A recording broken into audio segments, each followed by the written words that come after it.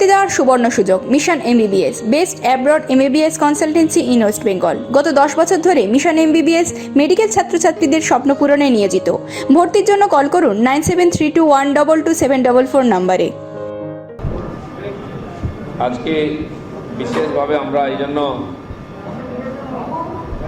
সাংবাদিক বার্তার আয়োজন করেছি। প্রথম কথা হচ্ছে, মাননীয় নরেন্দ্র মোদীর নেতৃত্বে যে কেন্দ্র সরকার কাজ করছে তাকে আমরা ধন্যবাদ দেওয়ার জন্য বিশেষভাবে এখানে উপস্থিত হয়েছি। যে পিএম কিষাণ সম্মান নিধি সারা দেশের প্রায় 12 কোটির কাছাকাছি কৃষক 2 বছর ধরে পাচ্ছেন। পশ্চিমবাংলায় 70 লক্ষের বেশি কৃষক তার থেকে বঞ্চিত ছিলেন, আর সেটা কেবল রাজনৈতিক কারণে। মমতা ব্যানার্জির ভয় ছিল যদি প্রধানমন্ত্রীর নামে কোনো যোজনা এখানে চালু করি, লোকেরা সুবিধা পান, তাহলে প্রধানমন্ত্রীর দিকে লোকের ভোট চলে যাবে। তাই ভোট শেষ হতেই তাতে তিনি অনুমতি দিয়েছেন। তারও মাত্র 10%, 7 লক্ষ লোকের নাম পাঠানো হয়েছে। মাননীয় স্বরাষ্ট্রমন্ত্রী কয়েক মাস আগে এখানে বলে গেছিলেন যে শনিবার দিন যদি এখান থেকে কৃষকদের নাম যায়, সোমবার দিন তাদের অ্যাকাউন্টে কেন্দ্র সরকার টাকা পাঠিয়ে দেবে 6,000 টাকা। ভোটের পরেও মাননীয় কৃষিমন্ত্রী কেন্দ্রের এখানকার সরকারকে আহ্বান করেছিলেন যে ভোট তো হয়ে গেছে, কমপক্ষে এখন তো নাম পাঠান। প্রায় 40 লক্ষের বেশি লোক কৃষি দপ্তরের পোর্টালে নিজেদের নাম রেজিস্ট্রি করেছিলেন। আমরাও তাদের সাহায্য করেছিলাম করতে। কেন্দ্র সরকারের বক্তব্য ছিল এই লোকগুলোর মধ্যে সত্যি সত্যি যারা চাষি, যারা হকদার পাওয়ার, সেটা ভেরিফিকেশন করে রাজ্য সরকার লিস্ট পাঠান, তাদের আমরা দেবো। রাজ্য সরকার 7 লক্ষ লোকের নাম পাঠিয়েছেন। আমি জানি না ভেরিফিকেশন হয়েছে কি না, তারা কি টিএমসি পার্টির সঙ্গে যুক্ত কেবল লোক নাকি, কিন্তু কেন্দ্র সরকার ঘোষণা করেছে এই 7 লক্ষ লোককে 3 কিস্তিতে 6,000 টাকা এই বছরের মধ্যে দেবে। 2 বছর আগে যদি এই টাকা বা এই লিস্ট যেত তাহলে 612,000 এবং করোনা বিশেষ আবহের জন্য, লকডাউনের জন্য আরও 2,000 টাকা গত বছর কৃষকরা পেয়েছেন, সেটা থেকে বাংলার কৃষকরা বঞ্চিত হলেন। আমরা চাইব খুব তাড়াতাড়ি এই 70 বা 73 লক্ষ যে কৃষক আছেন বাংলার গরিব চাষি, যারা প্রধানমন্ত্রী কিষাণ সম্মান নিধি পাওয়ার হকদার, তাদের নাম রাজ্য সরকার কেন্দ্রকে পাঠাক, যাতে কেন্দ্র তাদের পাওনা মিটিয়ে দিতে পারে। আমি জানি না এর থেকে কাটমানি পাওয়া যাবে না কিনা, সেই জন্য বঞ্চিত করা হয়েছে কৃষকদের। বারবার কৃষকদের কথা মুখ্যমন্ত্রী বলেন, কিন্তু আমরা জানি এখানকার ধানের সহায়ক মূল্য কৃষকরা পান না 1868 টাকা, আলুর দামও ঠিক মতো পাচ্ছেন না, পাটের দাম পান না। এই ঘটনা ঘটেই চলেছে। তারপরেও প্রধানমন্ত্রী যে তাদেরকে সহায়তা রাশি দিচ্ছেন সেটা থেকে বঞ্চিত করা হয়েছিল। যাই হোক, মাত্র 7 লক্ষ কৃষকের নাম গেছে। তাদের দিয়ে শুরু হচ্ছে আমাদের আশা যে রাজ্য সরকারের সহায়তায় সমস্ত কৃষকের নাম পৌঁছবে এবং কেন্দ্র সরকার তাদের প্রতিশ্রুতি রক্ষা করতে পারবে। আজ আমরা গত প্রায় 10 দিন 12 দিন ধরে যে হিংসা চলছে নির্বাচন পরবর্তী সারা পশ্চিমবাংলায়, তার একটা রিভিউ নেওয়ার জন্য বসেছিলাম। তাতে মোটামুটি 7,000 ঘটনা এরকম আমাদের লিপিবদ্ধ হয়েছে, যেখানে আমরা পৌঁছতে পেরেছি। আমার মনে হয় 15,000 এরকম ঘটনা হবে যেখানে হিংসা হয়েছে। তার মধ্যে বাড়ি ভেঙে দেওয়া, দোকান লুট করা, শারীরিকভাবে আহত করা, মারপিট, খুন, মহিলাদের অত্যাচার, শ্লীলতাহানি, ধর্ষণ, এই ধরনের সমস্ত ঘটনা আছে। এখনও হাজার হাজার লোক ঘর ছাড়া আছেন। তারা কোথায় আছেন জানা নেই, কিন্তু গ্রাম খালি। বেশ কয়েক হাজার লোক এখনও আমাদের যে সেফ শেল্টার করেছি আমরা, ত্রাণ শিবির, সেখানে থাকছেন ওনারা। তাদের সহায়তা করার চেষ্টা করছি আমরা। মৃত্যু হয়েছে প্রায় 21 জনের, বেশি হতে পারে। আজকে একজন মারা গেছেন নন্দীগ্রামে, যিনি আহত হয়েছিলেন। কালকে বীরভূমে একজনকে হত্যা করা হয়েছে। এ সমস্ত ঘটনা সত্ত্বেও সবাই এফআইআর করতে পারছেন না। মাত্র 14 জনের এফআইআর হয়েছে। বেশ কিছু মহিলার উপরে শারীরিক নিগ্রহ এবং তাদের শ্লীলতাহানি এবং তাদের ধর্ষণ করা হয়েছে। তারা ভয়ে এফআইআর করছেন না এবং আমরা চাইছি তারা কলকাতায় এসে কোর্টে এফআইআর করুন। তারা আসতেও রাজি হচ্ছেন না। এখনও ভয়ের পরিবেশ। তাদের বক্তব্য, এটা জানতে পারলে আমাদের উপরে আরও বেশি অত্যাচার হবে। দোকানে তালা মেরে দেওয়া হয়েছে, বাড়ি লুট করা হয়েছে, সেখানে আধার কার্ড, ভোটার কার্ড থেকে আরম্ভ করে স্বাস্থ্যসাথী কার্ড, খাদ্য সুরক্ষা কার্ড সব নিয়ে যাওয়া হয়েছে। যেখান থেকে আমাদের কর্মীরা রেশন নেন, সেই রেশন দোকানে বসে থেকে টিএমসির নেতারা বিজেপির লোকেদেরকে রেশন নিতে বাধা দিচ্ছে, ধমকাচ্ছে, তারা রেশন পাচ্ছেন না। পাড়াতে যে টিউবওয়েল আছে সেটাকেও চেন দিয়ে তালা মেরে দেওয়া হয়েছে, যাতে লোক জল খেতে না পারে, গ্রাম ছেড়ে চলে যায়। গ্রাম গ্রাম খালি, বিভিন্ন দূরত্বে, সুন্দরবন থেকে আরম্ভ করে জঙ্গলমহলের এখনও বহু জায়গায়, পশ্চিম মেদিনীপুর, পূর্ব মেদিনীপুর, ঘাটাল, ঝাড়গ্রাম, এদিকে কাটোয়ার দিকে বহু মানুষ নিজের গ্রাম ছেড়ে অন্য জায়গায় চলে গেছে, রাজ্যের বাইরে চলে গেছেন, উড়িষ্যায়, আসামে। তারা আসার সাহস করছেন না, অথচ রাজ্য সরকার বলছেন কিছুই হয়নি। এটা ঠিক, যা ঘটনা হয়েছে সে অনুযায়ী রিপোর্টিং হয়নি। মিডিয়ার লোকেরাও দেখাতে সাহস পাচ্ছেন না। মাননীয় রাজ্যপাল এক প্রকার জিদ করে গেছেন, তার জন্য তাকে অনেক গালাগালি খেতে হচ্ছে, অসম্মানজনক কথা শুনতে হচ্ছে। কিন্তু সাধারণ মানুষ যে দুঃখের মধ্যে আছেন, যে ধরনের অত্যাচার হচ্ছে, তার প্রতি তার সাংবিধানিক দায়িত্ব পালন করার জন্য তিনি কুচবিহারে গিয়েছিলেন এবং আরও জেলায় যাবেন বলেছেন। তাদের টিএমসির নেতারা খুব বিড়ম্বনায় পড়ে গেছেন। যে ধরনের মর্মান্তিক ঘটনা দৃশ্য ওখানে দেখা গেছে, আপনারাও কিছু কিছু দেখিয়েছেন মিডিয়ার মাধ্যমে, এটা মোটেই শান্তির প্রতিচ্ছবি নয়। এসটি কমিশন আসছে, এরকম মহিলা কমিশন এসেছিলেন, তাদেরকেও বিশেষ কোথাও যেতে দেওয়া হয়নি। আমাদের মহিলা মোর্চা সর্বভারতীয় নেত্রী এসেছিলেন, তারা গান্ধী মূর্তির সামনে ধর্ণা দিতে গেছিলেন, সবাইকে পুলিশ আগেই তুলে নিয়ে গিয়ে বন্দি করে। এই ধরনের গণতান্ত্রিক পরিবেশকে নষ্ট করে হিংসার মধ্যে ফেলে দিয়ে সাধারণ মানুষকে ভয়ের পরিবেশে রাখা হয়েছে এবং করোনার দোহাই দিয়ে কোনো প্রোগ্রাম বা বিরোধ করতে দেওয়া হচ্ছে না। মানুষ যে কোথাও থাকবে গিয়ে করোনার জন্য, তাতেও থাকতে দেওয়া হচ্ছে। কেন এতজন আছে? তাদের বাড়ি ভেঙে দেওয়া হচ্ছে, বাড়ি লুট করা হয়েছে, তারা পালিয়ে এসে কোনো ধর্মসভায় থাকছেন, সেখানেও থাকতে দেওয়া হচ্ছে না, সেখানে আইন দেখানো হচ্ছে। অথচ সেই আইন আমরা গুন্ডাদের বিরুদ্ধে, দুষ্কৃতকারীদের বিরুদ্ধে দেখতে পাচ্ছি না। মানুষকে সুঝাও দেওয়া হচ্ছে, সাজেশন দেওয়া হচ্ছে, বাড়িতে থাকুন, বাইরে যাবেন না, করোনা আছে। অথচ বাড়িতে থাকতে পারছে না, অত্যাচারের ভয়ে বাড়ি ভেঙে দেওয়া হয়েছে, লুট করা হয়েছে। এই ভয়ঙ্কর পরিস্থিতির মধ্যে এখনও পশ্চিমবঙ্গ রয়েছে, সেটা প্রকাশ করতে দেওয়া হচ্ছে না। আমি সমস্ত প্রচার মাধ্যমের বন্ধুদের কাছে আবেদন করব যে কমপক্ষে গণতন্ত্রের স্বার্থে, বাংলার মানুষের নাগরিক অধিকারের স্বার্থে আপনারা এই সত্যকে দেখান। নাহলে সারা দেশ দুনিয়ার লোক যেমন এখানকার প্রশাসনের উপরে ছিচি করছে, মিডিয়ার প্রতিও লোকে সন্দেহ করবে যে তারা তাদের দায়িত্ব পালন করলেন না। সবার কাছে কিছু না কিছু কম্পালশন আছে, কিন্তু সর্বোপরি আমরা সমাজের কাছে দায়বদ্ধ। আজকে গণতন্ত্রকে হত্যা করে মানুষের নাগরিক অধিকারকে ছিনিয়ে নিয়ে যে ধরনের স্বৈরাচার এবং সন্ত্রাসের পরিবেশ তৈরি করা হচ্ছে, তার বিরুদ্ধে সবার মুখ খোলার দরকার। তাতে বুদ্ধিজীবী হতে পারেন, শিল্পী হতে পারেন, সেকুলার বুদ্ধিজীবীবর্গ হতে পারেন, সবার দায়িত্ব আজকে এগিয়ে এসে এটা করা। যারা কথায় কথায় বসে পড়েন, ছবি আঁকেন সন্ত্রাসের, তাদেরকে আমি আবেদন করছি, আসুন পশ্চিমবাংলার মানুষের গণতন্ত্র ছিনিয়ে নিয়ে, বাঁচার অধিকার ছিনিয়ে নিয়ে আছে, কমপক্ষে কিছু তো বলুন।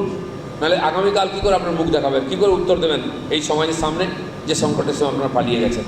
আজকে সবার দায়িত্ব পশ্চিমবাংলায় গণতন্ত্র প্রতিষ্ঠা করা, পশ্চিমবাংলায় নাগরিক অধিকার প্রতিষ্ঠা করা আর মানুষের জীবনকে সুরক্ষিত করা। এটুকু বলার ছিল, বাকি আপনাদের প্রশ্ন করা থাকলে বলতে পারেন।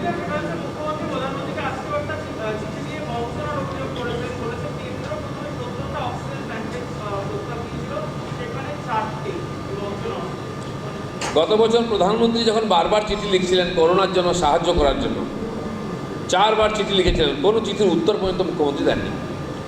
একাধিক টিম এসেছিল সহায়তা করার জন্য, তাদেরকে গেস্ট হাউসে আটকে রাখা হয়েছিল, বলা হয়েছে কোথাও যেতে হবে না, পুলিশ দিয়ে আটকানো হয়েছিল, মিসগাইড করা হয়েছিল। আজকে এই যে পত্র রাজনীতি মমতা ব্যানার্জি শুরু করেছেন, এখনও পিঠ বাঁচানোর চেষ্টা করছেন, কারণ 20,000-এর বেশি সংক্রমণ প্রতিদিন পশ্চিমবাংলায় হচ্ছে। তার জন্য কি মোদিজি দায়ী? বরঞ্চ বিদেশি সংস্থাগুলো এই সুযোগে পার্টির, আমাদের দেশের বদনাম করার চেষ্টা করছে। কোথাও ধার্মিক আয়োজনের কথা বলা হচ্ছে, কোথাও রাজনৈতিক আয়োজনের কথা বলা হচ্ছে। আমি তাদের জিজ্ঞেস করতে চাই, কিসের আধারে তারা বলছেন? মহারাষ্ট্রে কোথায় কুম্ভ মেলা ছিল, কোথায় নির্বাচন ছিল, কোথায় মোদিজির সভা ছিল? ওখানে সর্বোচ্চ পর্যায়ে এখানে সংক্রমণ পৌঁছে। দিল্লিতে কোথায় কুম্ভ মেলা ছিল, কোথায় রাজনীতি ছিল, কোথায় নির্বাচন ছিল? কেন ভারতবর্ষের যারা দুনিয়াতে ছুটে যান আর ভারতের বদনাম করতে, তারাই উত্তর দিচ্ছেন না? আপনাদেরও বলা উচিত, কেন ভারতকে কেন বদনাম করা হচ্ছে? সহযোগিতা করতে পারেন না। ভারত সরকার বিশ্বের মধ্যে সবচেয়ে দ্রুত গতিতে টিকা দিয়েছে মানুষকে। 100 দিনের মধ্যে 13 কোটির বেশি লোককে টিকা দিয়েছে ভারত সরকার। চীনও পারেনি ওটা। তারপরে পত্রবোমা কেন? আপনারা মানুষকে যে টিকা এসছে ডিস্ট্রিবিউশন করতে পারছেন না। রোজ বয়স্ক মানুষরা 3-4-5 ঘন্টা দাঁড়িয়ে থেকে খালি হাতে ফিরে যাচ্ছেন হসপিটাল থেকে। কেন কোনো নীতি নেই? আপনারা বলছেন অক্সিজেনের জন্য সমবন্টন নীতি হোক, অনেক কিছু বলছেন, কিন্তু টিকা দেওয়ার জন্য কোন নীতিটা আপনারা করেছেন? প্রত্যেক দিন মানুষকে প্রতারিত হতে হচ্ছে কেন? কেন হাহাকার করতে হচ্ছে? কমপক্ষে সেটা তো আপনারা দেখাচ্ছেন মানুষ কি দৈন্য অবস্থার মধ্যে আছে। কেন মুখ্যমন্ত্রী চিঠি লেখা বন্ধ করুন। মানুষ আপনাকে ভোট দিয়ে জিতিয়েছে, আপনি দ্বিতীয়বার শপথ নিয়েছেন, অভিজ্ঞতাও খানিকটা হয়েছে। গতবারে তো আপনার অভিজ্ঞতা ছিল না, ইনফ্রাস্ট্রাকচার ছিল না, পারেননি, অনেক মানুষ রাস্তায় পড়ে মারা গেছে, লোহা শিক দিয়ে ডেড বডিকে তুলে নিয়ে যাওয়া হয়েছে অমানিকভাবে। আজ তো কমপক্ষে সে পরিস্থিতি নেই। আপনি তো অনেকগুলো সেফ শেল্টার করেছিলেন, কোভিড হসপিটাল করেছিলেন, তারপরেও বেড নেই কেন? আমরা দেখছি টিভিতে দেখানো হচ্ছে এত বেড এত খালি, অথচ কোনো রোগী বেড পাচ্ছে না। হসপিটালের পর হসপিটাল ভিত্তে ভিত্তে আমাদের খুব পরিচিত ব্যক্তি কলকাতায় 4টে হসপিটাল ঘিরে সোনারপুরে একটা হসপিটালে কোনো মতো বেড পেয়ে অক্সিজেন পেয়েছেন। তো বাস্তবের সঙ্গে যা বলছেন মুখ্যমন্ত্রী এবং তার নেতা স্পোক্সম্যানরা, তার সঙ্গে কোনো মিল নয়। তারা যে সময়টা গভর্নরকে গালাগালি দিতে নষ্ট করছেন, সেটা যদি প্রশাসনে মন দিতেন গরিব মানুষের দুঃখ দূর করার জন্য, তাহলে আমাদের এই দুরবস্থা হতো না। সব কিছু মোদিজির মাথায় চাপিয়ে দিয়ে বাঁচার যেটা চেষ্টা করছে, এটা সম্ভব নয়। আমি বলছি 15 জানুয়ারি থেকে টিকা শুরু হয়েছে।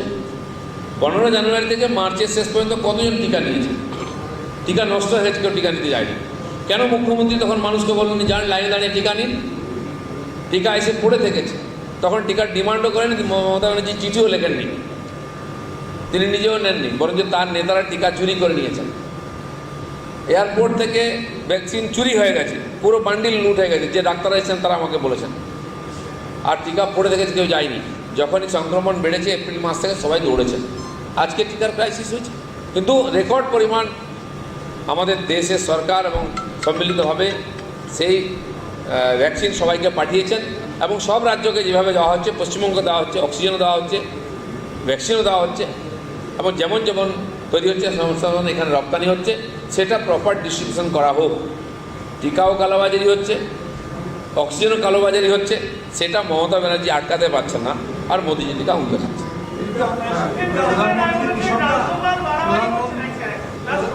এই যে পুরনো প্রশ্ন, রাজ্যপাল কী করছেন? না না, যেটা ওনাদের হাতে নাই সেটা বলে লাভ কি আছে? যত গালাগালি দেওয়া, যত নোংরা কথা বলার টিএমসির নেতারা ও স্পোক্সম্যানরা কদিন ধরে বলছেন, তাতে কি হবে? রাজ্যপাল তার কাজ করছেন। ওনারা ভেবেছিলেন আমাদের নেতাদের মারপিট করে যেন আটকে দিচ্ছেন, হয়তো গভর্নরকে আটকে দিতে পারেননি, সেই জন্য তারা বিড়ম্বনায় পড়ে গেছেন। সত্যটা সামনে চলে আসছে।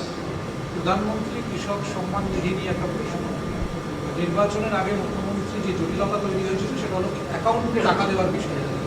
মুখ্যমন্ত্রীর দিক থেকে বলছিলেন যে অ্যাকাউন্টে না, সরকারকে টাকা দেবে। আর এদিক থেকে কেন্দ্র সরকার বলছিল আমরা দেবো, এবং আপনারাও বারে বারে সেটা বলেছেন। এখন নির্বাচনের পর যেটা হলো, যে প্রক্রিয়াটা শুরু হলো, সরাসরি কৃষকদের কাছে অ্যাকাউন্টে গেল, তাহলে কি আপনি মনে করছেন যে কেন্দ্রের একটা জয় এবং পরাজয় হলো? না না, এর জন্য কেন্দ্র যে পদ্ধতি ঠিক করে সারা দেশে সব কিষানদের জন্য এক নিয়ম করেছে। কিন্তু আমরা জানি এখানে কেন্দ্রীয় প্রকল্পের টাকা লুট করার জন্য অন্য রাস্তা বার করা হয়, নাম পরিবর্তন করা হয়, এমনকি অ্যাকাউন্টে ঘরের টাকা, শৌচালয়ের টাকা এলো তাকে জোর করে টিপসই দিয়ে টাকা তুলে নেওয়া হয় সেটা। এটা তো সেইভাবে করার চেষ্টা হয়েছিল, কিন্তু 2 বছর ধরে হয়নি। সারা দেশে কৃষকরা পাচ্ছেন, এখানে একটা চাপও পড়েছে, সেই জন্য এখন বাধ্য হয়ে গেছেন। ওনারা দেখলেন যে এদিকে আর পরিবর্তন করা যাবে না, তাই আমাদের প্রচার, মিডিয়ার বক্তব্য এবং কৃষকদের চাপের ফলে তারা মেনে নিতে বাধ্য হয়েছে। কারণ প্রায় 42-43 লক্ষ কৃষক কেন্দ্রের কৃষি বিভাগের পোর্টালে নাম রেজিস্ট্রি করে ফেলেছেন। এখন যদি তাদের না দেন, তার রাজনৈতিক চাপ আছে, তাই মেনে নিতে বাধ্য হয়েছেন। যাই হোক, আমরা খুশি যে বাংলার কৃষকরা পেতে আরম্ভ করেছেন। সবাই যাতে পান সেটা সহযোগিতা করা উচিত। বাকিটা শুভেন্দুদা বলবেন।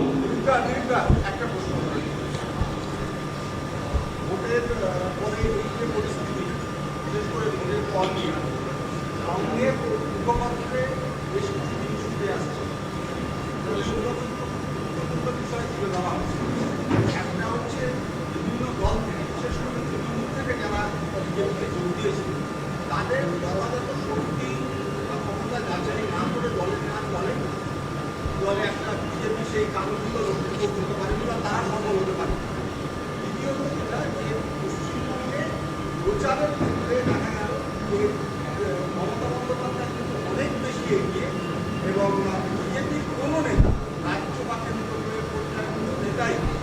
সেই জায়গাতে মমতা বন্দ্যোপাধ্যায়ের সঙ্গে দেখা করতে পারেননি, উল্টে মানে মমতা ব্যানার্জির জনসভায় কত লোক হয়েছে আর অমিত শাহ মোদীজির জনসভায় কত লোক হয়েছে, তার 10 ভাগের 1 ভাগও হয়নি। তৃণমূলের সভায় লোক কোথায়, সভা হলো কোথায়, নেতারাই তো বেরোয়নি। সেই জন্য বিভিন্ন পত্রপত্রিকা মিডিয়ায় বিশিষ্ট ব্যক্তিরা বিভিন্ন ডিসকাশন করছেন, প্রত্যেকের আলোচনা করার মতামত দেওয়ার অধিকার আছে। সেখানেও কোনো পত্রিকায় কোনো ব্যক্তি এ ব্যাপারে মতামত দিয়েছেন, তার নিজস্ব মতামত। ভারতীয় জনতা পার্টি এখনও এটা নিয়ে বসে ডিসকাশন করার সুযোগ পায়নি, কারণ হাজার হাজার কর্মী বাড়ি ছাড়া কষ্টের মধ্যে আছেন, সেই নিয়ে আমরা ব্যস্ত আছি। তাদের বাড়ি ছড়ানো, তাদের এফআইআর করানো, তাদের সুরক্ষা দেওয়া, তাদের জীবনটাকে রাস্তায় ফিরিয়ে নিয়ে আসার কাজে আমরা ব্যস্ত আছি। যথাসময় আমরা এটা নিয়ে আলোচনা করব। না, অরূপ যেটা বলছে সেটা তো আরএসএস এর অবজারভেশন। কার অবজারভেশন? RSS observation. একটা পত্রিকাতে একজন মতামত দিয়েছে, অর্গানাইজেশনে তো বেরিয়েছে অনেকে। না ঠিকই আছে, কোথাও ওটা আরএসএস মুখপত্র বলে লেখা নেই, আর যিনি লিখেছেন তিনি অফিসিয়াল বলে কেউ নন। সেই জন্য যে কেউ, আপনিও লিখতে পারেন। আপনার মিডিয়াতে অনেক রকম আলোচনা হচ্ছে, প্রত্যেকের অধিকার আছে আলোচনা করে। আমাদের অনেকে বক্তব্য রাখছেন, বলতে পারেন তাদের মতামত, অনেকের যেটা মনে হয় তারা বলেছেন। যার নামে আর্টিকেলটা বেরিয়েছে প্রবীণ কুমার, তিনি আর রাষ্ট্রীয় স্বয়ংসেবক সংঘের দায়িত্বপ্রাপ্ত কেউ নয়। অর্গানাইজার পত্রিকায় বিভিন্ন মতাদর্শের মানুষের লেখা বিভিন্নভাবে বেরোয়, কারণ তারা মুক্তমনা অবস্থার মধ্যে সকলকে মত প্রকাশের অধিকার দেন। সেরকমই একজন যিনি ডেটা প্রসেসিংয়ের কাজ করেন, এক ব্যক্তি, তিনি ওইটা লিখেছেন। এটা কোনোভাবে কোনো অবস্থায় না বিজেপি না রাষ্ট্রীয় স্বয়ংসেবক সংঘের মত। ছবিটা এরকম একটা পরিস্থিতিতে মানে সংঘের এরকম একটা গুরুত্বপূর্ণ মুখপাত্র এই ধরনের লেখা যখন প্রকাশিত হচ্ছে, তখন সেটা যথেষ্ট তাৎপর্যপূর্ণ নয়। আমরা রাজনৈতিক সামাজিক বহুত্ববাদে বিশ্বাসী, মত প্রকাশের অধিকারে বিশ্বাসী। আমাদের পরিবার অসহিষ্ণু নয় যে আবহাওয়ার মধ্যে আপনারা গত 34 বছর এবং 10 বছর আছেন। সুতরাং আমাদের চিন্তাভাবনার স্তরের সঙ্গে অন্যদের একটা মৌলিক পার্থক্য আছে। নেতা হিসেবে প্রথমেই যশস্বী প্রধানমন্ত্রী নরেন্দ্র মোদীজিকে পশ্চিমবাংলার সমস্ত কৃষক সমাজের পক্ষ থেকে অভিনন্দন জানাবো। তিনি রাজপথ পালন করে তার প্রতিশ্রুতি মতো তিনি পিএম কিষানের প্রথম কিস্তির টাকা আছে বেলা 11টার সময় 7 লক্ষ পশ্চিমবঙ্গের কৃষককে তাদের অ্যাকাউন্টে পাঠানোর ব্যবস্থা করেছেন এবং সংশ্লিষ্ট দপ্তরকে নির্দেশ দিয়েছেন। সাথে সাথে আমি যে বিষয়টা তুলে ধরতে চাই, পশ্চিমবাংলার কৃষক সমাজের পক্ষ থেকে, যেটা সকালেও দিলীপ ঘোষ মহোদয় বলেছেন, মাননীয় সাংসদ এবং সভাপতি, যে 40 লক্ষ কৃষক কোটায় নথিভুক্ত করেছে। আমরা বিভিন্ন গ্রাম স্তরে যে খবর যেটুকু পেয়েছি কয়েক ঘন্টার মধ্যে, তাতে দেখা গেছে যে প্রচুর প্রকৃত কৃষককে বঞ্চিত করা হয়েছে এবং এই বঞ্চিত করার ক্ষেত্রে প্রথম কারণ হল রাজনৈতিক কারণ। যেহেতু তারা তৃণমূল কংগ্রেসের সঙ্গে যুক্ত নয়, তাদেরকে তালিকা থেকে তাদের যে নিয়মের মধ্যে পড়া সত্ত্বেও বাতিল করা হয়েছে। আমরা এই বিষয়ে আশা করব রাজ্য সরকার তার খুবই সংশোধন করে নেবেন, নইলে আমরা পশ্চিমবঙ্গের কৃষক সমাজের পাশে দাঁড়িয়ে এই বিষয় নিয়ে যথাযথভাবে তাদেরকে কেন্দ্রীয় কৃষি দপ্তরে আবেদন করা এবং এই বিষয়টা বিধানসভার ভিতরের বাইরে উল্লেখ করে কৃষকদের অধিকার আদায়ের প্রশ্নে আমরা লড়াই করি। সাথে সাথে আমরা বলতে চাই যে গত প্রায় 7টা কিস্তির টাকা পশ্চিমবঙ্গের কৃষকরা যে বঞ্চিত হয়েছে, তার জন্য পশ্চিমবঙ্গের তৃণমূল কংগ্রেস সরকার এবং তার যিনি সেই সরকারের যিনি মন্ত্রী অর্থাৎ মাননীয় মুখ্যমন্ত্রী, তিনি দায়ী। এবং পশ্চিমবঙ্গের কৃষকরা এই করোনা লকডাউন এবং অর্থনৈতিক বিপর্যয়ের মধ্যে কখনো আমফান, কখনো কৃষকদের ফসল নষ্ট, এবং তারা ফসল বিমার টাকাও পায় না, যেহেতু প্রধানমন্ত্রী ফসল বিমা থেকে তাদেরকে গত 1 বছরেরও বেশি সময় বঞ্চিত করা হয়েছে। তারা ফসল বিমার সুযোগও পান না, সেই কৃষকদেরকে বঞ্চিত করা হয়েছে। আমি সাথে সাথে মাননীয় মুখ্যমন্ত্রী যেমন সম্মানীয় দিদিদা বলেছেন যে একটা অভ্যাস আছে, যেটা প্রধানমন্ত্রীর নাম আছে বা কেন্দ্রীয় সরকারের কৃতিত্ব পেয়ে যাবে, সেটা সেই কর্মসূচিগুলো রাজ্যে চালু না করা। আর দ্বিতীয় হচ্ছে খাদ্য নিরাপত্তার নাম পাল্টে খাদ্য সাথী, প্রধানমন্ত্রী আবাস যোজনার নাম পাল্টে বাংলা আবাস যোজনা, আমাদের স্বচ্ছ ভারত মিশনের শৌচাগারের নাম পাল্টে নির্মল বাংলা মিশন। এই অভ্যাসটা যেমন আছে, সাথে সাথে আজকে যে চিঠিটা কৃষকদেরকে দেওয়া হয়েছে সেই চিঠিটাতে যেভাবে মুখ্যমন্ত্রী প্রধানমন্ত্রীকে আক্রমণ করেছেন এবং রাজনৈতিক বক্তব্য রেখেছেন সেটা অত্যন্ত আমাদের কাছে নিন্দনীয় বলে মনে হয়েছে। কারণ নির্বাচনের সময় তর্ক বিতর্ক থাকে, পক্ষে বিপক্ষে যুক্তি থাকে, আলোচনা থাকে এবং রাজনৈতিক আক্রমণ প্রতি আক্রমণ ইত্যাদি থাকে। কিন্তু যুক্তরাষ্ট্রীয় ব্যবস্থাপনায় প্রধানমন্ত্রী এবং মুখ্যমন্ত্রী, রাজ্য সরকার এবং কেন্দ্রীয় সরকারের মধ্যে সমন্বয় থাকা দরকার আছে। মুখ্যমন্ত্রী লিখছেন, প্রিয় সাথী, দীর্ঘ টালবাহানা ও নানা অজুহাত দেখিয়ে দিল্লির সরকার প্রধানমন্ত্রী কিষাণ সম্মান নিধি প্রকল্প টাকা দিচ্ছিল না। আপনারা জানেন এ রাজ্যের সব কৃষকের জন্য আমরা ইত্যাদি ইত্যাদি এইসব যা লিখেছে কৃষক বন্ধু এইসব করে তিনি বলেছেন, তা সত্ত্বেও যারা পিএম কিষাণ প্রকল্পে নথিভুক্ত হয়েছিলেন আমরা তাদের টাকা দেওয়ার দাবি জানিয়েছিলাম দিল্লির সরকারের কাছে। অর্থাৎ এই যে চিঠি, এই চিঠির ছত্রে ছত্রে মিথ্যা আশ্রয় নিয়ে মুখ্যমন্ত্রী এই বিষয়টা নিয়েও সদ্য সমাপ্ত নির্বাচনের পরে সামনে কোনো নির্বাচন নেই তাতেও তিনি মিথ্যাচার এবং রাজনীতি করার চেষ্টা করেছেন। প্রধানমন্ত্রী এবং কেন্দ্রীয় সরকারকে তার নীতির বাইরে গিয়ে যুক্তরাষ্ট্রীয় কাঠামোর যে একটা সমন্বয় তার বাইরে গিয়ে আক্রমণ করার চেষ্টা করেছেন, যেটা আমি মনে করি বিধানসভায় ভারতীয় জনতা পার্টির বিধায়ক দলের নেতা হিসেবে অত্যন্ত নিন্দনীয়। সাথে সাথে আরেকটা বিষয় বলে আমি শেষ করতে চাই, সেটা হলো সন্ত্রাস অব্যাহত রয়েছে। গতকাল নন্দীগ্রামে দেবব্রত মাইতি তিনি মারা গেছেন, তাকে খুন করা হয়েছে এবং আজকেও একটু আগে বীরভূমে একটি খুনের খবর এসেছে। এইভাবে সন্ত্রাস অব্যাহত রয়েছে এবং পশ্চিমবাংলায় গণতান্ত্রিক পরিবেশ, সেই গণতান্ত্রিক পরিবেশ মোটেই এখানে সুষ্ঠুভাবে বজায় নেই। ভারতীয় জনতা পার্টি সর্বতভাবে আজকে তার সর্বশক্তি দিয়ে এই সমস্ত ঘটনার প্রতিবাদ করছে এবং নির্যাতিত শুধুমাত্র ভারতীয় জনতা পার্টির কর্মকর্তা বুথ সভাপতি নেতা নয়, সাধারণ মানুষের পাশেও দাঁড়াচ্ছে। রাজ্যপাল কালকে যাচ্ছেন আপনার Nandigram affected post pole violence affected area পরিদর্শন করতে, আপনি টুইটে জানিয়েছেন। আমি রাজ্যপাল সাংবিধানিক প্রধান, তাকে স্বাগত জানাবো এবং তাকে ধন্যবাদ জানাবো যে তিনি সচক্ষে দেখে আসুন। তার সঙ্গে কোন ভারতীয় জনতা পার্টির নেতৃত্ব পর্যায়ের লোকেরা থাকবে না। তিনি যেখানে যেখানে ঘটনা ঘটেছে তার তথ্য সম্পূর্ণ তার কাছে আছে বলে আমি মনে করি। তিনি এলাকায় ঘুরে আসুন এবং যেভাবে নন্দীগ্রামে একটা সম্প্রদায়ের মানুষের উপরে আক্রমণ হয়েছে, যারা আমাকে ভোট দেননি, মমতা ব্যানার্জিকে ভোট দিয়েছেন, সেই রকম লোকের উপরেও যেহেতু তারা একটা নির্দিষ্ট সম্প্রদায়ের মানুষ, সেই কারণেই তাদের উপরে আক্রমণ হয়েছে।